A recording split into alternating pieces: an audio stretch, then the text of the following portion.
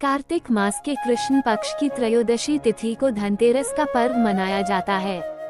इस बार यह शुभ तिथि 29 अक्टूबर दिन मंगलवार को है।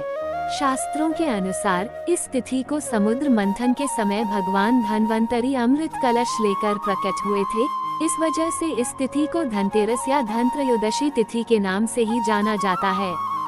भगवान धन्वंतरी के अलावा इस दिन माता लक्ष्मी, धन के देवता कुबेर और मृत्यु के देवता यमराज की भी पूजा की जाती है।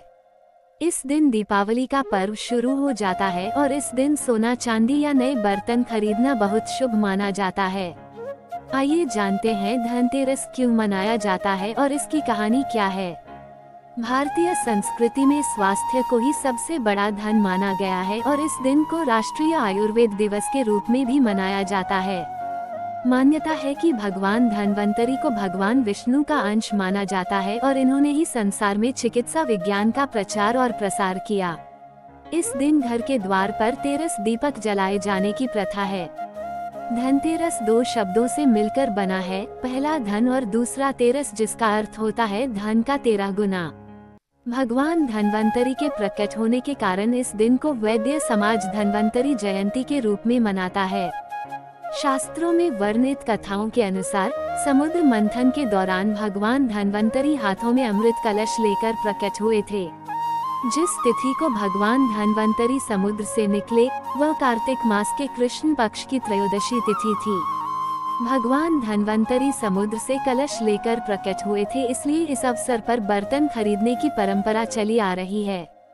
भगवान धन्वंतरी को विष्णु भगवान का अंश माना जाता है और इन्होंने ही पूरी दुनिया में चिकित्सा विज्ञान का प्रचार और प्रसार किया। भगवान धन्वंतरी के बाद माता लक्ष्मी 2 दिन बाद समुद्र से निकली थी, इसलिए उस दिन दीपावली का पर्व मनाया जाता है। इनकी पूजा अर्चना करने से आरोग्य सुख की प्राप्ति होती है।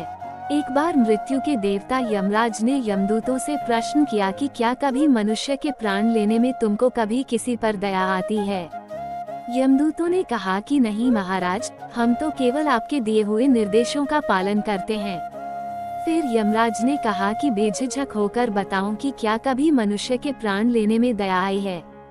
तब एक यमदूत ने कहा कि एक बार ऐसी घटना हुई है जिसको देखकर हृदय पसीज गया।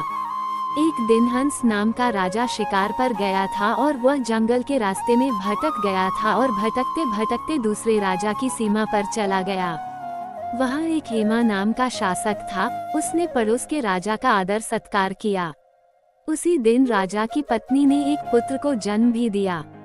ज्योतिषों ने ग्रह नक्षत्र के आधार पर बताया कि इस बालक की विवाह के 4 बाद ही मृत्यु हो जाएगी। तब राजा ने आदेश दिया कि इस बालक को यमुना तट पर एक गुफा में ब्रह्मचारी के रूप में रखा जाए और स्त्रियों की परछाई भी वहां तक नहीं पहुंचनी चाहिए। लेकिन विधि के विधान को कुछ और ही मंजूर था।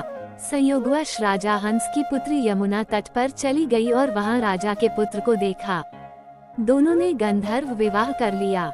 विवाह के 4 दिन बाद ही राजा के पुत्र की मृत्यु हो गई। तब यमदूत ने कहा कि उस नवविवाहिता का करुण विलाप सुनकर हृदय पसीज गया था। सारी बातें सुनकर यमराज ने कहा कि क्या करें, ये तो विधि का विधान है और मर्यादा में रहते हुए ये काम करना पड़ेगा। यमदूतों ने पूछा कि ऐसा कोई उपाय है जिससे अकाल मृत्यु से बचा जा सके। तब यमराज ने कहा कि धनतेरस के दिन विधि विधान के साथ पूजा अर्चना और दीपदान करने से अकाल मृत्यु नहीं होती। इसी घटना की वजह से धनतेरस के दिन भगवान धन्वंतरी और माता लक्ष्मी की पूजा की जाती है और दीपदान किया जाता है। उम्मीद है कि आपको जानकारी पसंद आई होगी। वीडियो अच्छी लगी तो वीडियो को लाइक करें और चैनल पर पहली बार आते हैं तो सब्सक्राइब करना ना भूले। धन्यवाद। आप सभी को धनतेरस की हार्दिक शुभकामनाएं।